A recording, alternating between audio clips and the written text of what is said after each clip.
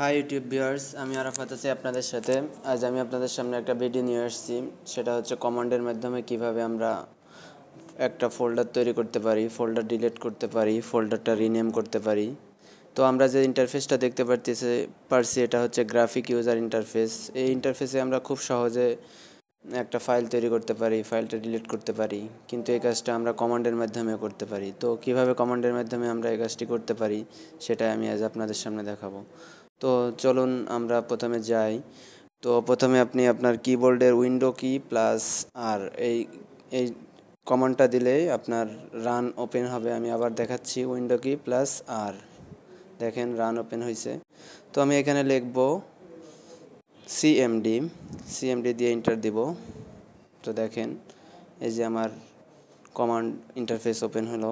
তো আমি এখন এখানে কমান্ডের মাধ্যমেই ফাইলগুলো তৈরি করব, ফোল্ডারগুলো তৈরি করব। তো কিভাবে তৈরি করব আমি সেটা আপনাদের দেখাবো। তো প্রথমে আমি যে ড্রাইভে ঢুকতে চাই সেই ড্রাইভের নাম লিখে কোলন দিব। মনে করেন আমি ডি ড্রাইভে ঢুকবো, ডি লিখে কোলন দিলাম। তো দেখেন আমি ডি ড্রাইভে ঢুকে গেছি। তো এই ড্রাইভের ভিতরেই আমি কোনো ফোল্ডার তৈরি করব। তো আমি এখানে ফোল্ডারে এই ডি ড্রাইভের ভিতর কী আছে আমি এটা দেখার জন্য একটা কমান্ড দেব, যে এই ফোল্ডারে কী আছে। দেখেন ডিআইআর লিখছি আমি, ডিআর লিখে এন্টার দিচ্ছি। দেখেন এখানে Arafat, exam, ISO, N plus, new folder, NT33 ইত্যাদি ফোল্ডারগুলো আছে। আসলে আছে কিনা আমি একটু দেখে আসি। তো দেখেন আমার পিসিতে যাচ্ছি, ডি ড্রাইভে ঢুকলাম। দেখেন এই ড্রাইভে Arafat, exam, ISO, N plus, new ফোল্ডারগুলো কিন্তু আছে। তো আমরা এখানে নতুন একটা ফোল্ডার তৈরি করব। তো কিভাবে তৈরি করব সেটা আমি আপনাদের এখন দেখাবো। তো আমি প্রথমে নতুন একটা ফোল্ডার তৈরি করতে গেলে প্রথমে আপনাকে করতে হবে MKDIR। দেখেন MKDIR দিয়ে ফোল্ডার নাম, যে নামে ফোল্ডার করতে চাই, মনে করেন এ দিলাম। তো দেখেন একটা ফোল্ডার কিন্তু অটোমেটিক হয়ে গেছে। আমরা আসলে দেখে আসি ফোল্ডারটা হলো কি না। তো দেখেন আমরা এখন যাচ্ছি ডি ড্রাইভের ভিতর। দেখেন এ নামে একটা ফোল্ডার কিন্তু হয়ে গেছে। তো আমরা আর একটা ফোল্ডার তৈরি করব ঠিক একইভাবে MKDIR। না, প্রথমে আমরা সিডি অর্থাৎ এই এর ভিতর ঢুকবো, তাহলে CDA। ওকে, এর ভিতর ঢুকলাম। এর ভিতর আবার একটা ফোল্ডার তৈরি করব, সেটা হলো MKDIR BBB লিখে একটা ফোল্ডার তৈরি করব। তো আমরা ফোল্ডারটা কিন্তু অলরেডি তৈরি করে ফেলছি। তো আমরা এখন সেই ফোল্ডারের ভিতর আর একটা ফোল্ডার তৈরি করতে গেলে কি করতে হবে সেটা আমি দেখাবো। যে দেখেন আমি সিডি দিয়ে আবার বিবির ভিতর ঢুকলাম। তো দেখেন বিবির ভিতর আমি ঢুকতেছি, বিবি। ওকে, দেখেন আমি ডি ড্রাইভের ভিতর তারপরে বি এর ভিতর আবার একটা ফোল্ডার তৈরি করতেছি, MKDIR প্লাস CC দিয়ে আর একটা ফোল্ডার তৈরি করলাম। তো আমরা এখন দেখে আসি আসলে ফোল্ডারগুলো হলো কি না।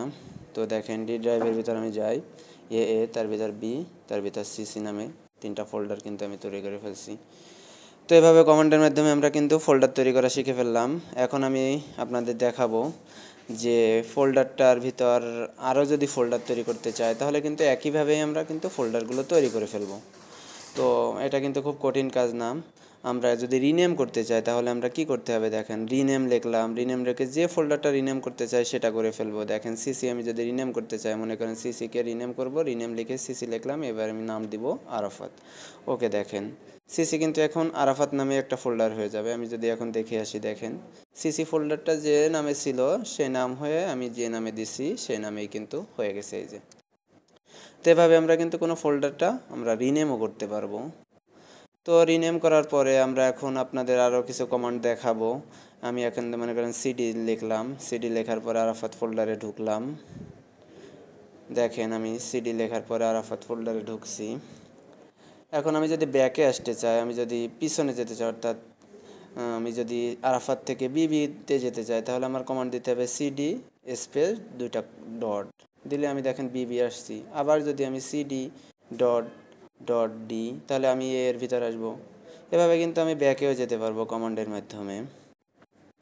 তো এবার আমি আপনাদের দেখাবো যে এটা আমি কিভাবে ডিলিট করতে পারি। আমি যদি মনে করেন যে ফোল্ডারটা ডিলিট করতে চাই সেই ফোল্ডারটা ডিলিট করব, মনে করেন বিবির ভিতর আমি ঢুকলাম আবার সিডি কমান্ড দিয়ে। তো বিবির ভিতর আমি বলতেছি আরাফাত ফোল্ডারটাকে আমি ডিলিট করব। তো আরাফাত ফোল্ডারকে আমি ডিলিট করতে গেলে আমার লিখতে হবে RD স্পেস আরাফাত ফোল্ডারটার নাম লিখতে হবে। ফোল্ডারটার নাম লিখলাম, দেখেন ফোল্ডারটার নাম দিয়ে এন্টার দিলে কিন্তু ডিলিট হয়ে যাবে। দেখেন এখন আর আরাফাত নামে কোনো ফোল্ডার কিন্তু আমরা দেখতে পারবো না। দেখেন ডি ড্রাইভের ভিতর ঢুকলাম, বিবি, কিন্তু এর ভিতর আর কোনো ফোল্ডার নাই। তো এভাবে কিন্তু আমরা একটা ফোল্ডার ডিলিটও করতে পারি কমান্ডের মাধ্যমে। তো যাই হোক, এখন আমরা যদি মনে করেন যে আরও কিছু কাজ আপনাদের দেখাবো, যে আবার নতুন একটা ফোল্ডার করলাম এমকেডিআইআর, না এখন হাসান নামে একটা ফোল্ডার করবো। ওকে এমকেডিআর লিখলাম, হাসান, দেখেন হাসান নামে একটা ফোল্ডার তৈরি করলাম। তো হাসান নামে কিন্তু একটা ফোল্ডার হয়ে গেল।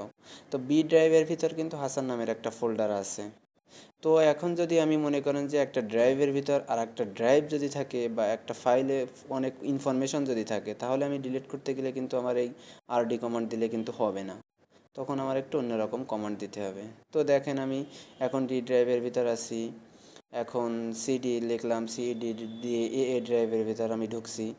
ড্রাইভের ভিতর কিন্তু বিবি ড্রাইভ এবং কি হাসান ড্রাইভ কিন্তু এখনও আছে।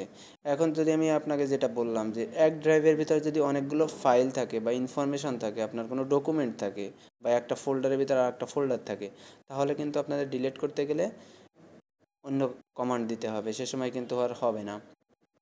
তো আমরা সেই কমান্ডটাই এখন দেখাবো।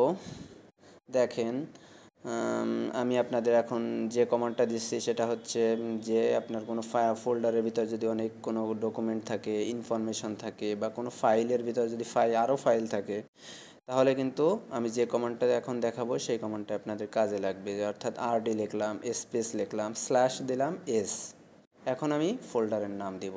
অর্থাৎ মনে করেন যে বিবি ড্রাইভ, এর ভিতর কিন্তু হাসান নামের ড্রাইভ আছে। দেখেন আসছে যে are you sure, if you sure press N, otherwise N. দেখেন আমি ওয়াই প্রেস করলাম, এখন দেখেন ডিলিট হয়ে গেছে। দেখেন এছাড়া আর কোনো ফোল্ডারের ভিতর কোনো আর ফোল্ডার নেই। তো যাই হোক, আপনাদের আমি আজকে কমান্ডের মাধ্যমে দেখালাম যে কিভাবে ফাইল তৈরি করতে হয়, রিনেম করতে হয়, আবার সেটাকে কি করতে হয়, ডিলিট করতে হয় কিভাবে, সেটা কমান্ডের মাধ্যমে কিভাবে করতে হয়, সেটা আমি আপনাদের দেখালাম। তো আপনাদের যদি ভালো লাগে ভিডিওটা, আপনারা যদি কোনো কিছু শিখতে পারেন, তাহলে আমার চ্যানেলে সাবস্ক্রাইব করবেন, লাইক দিবেন, শেয়ার করবেন। তো যাই হোক বন্ধুরা, সবাই ভালো থাকবেন। আজ এ পর্যন্তই। আর কেমন হলো আমার ভিডিওটি, আপনারা এটা অবশ্যই কমেন্টসের মাধ্যমে জানাবেন। ওকে, থ্যাংক ইউ।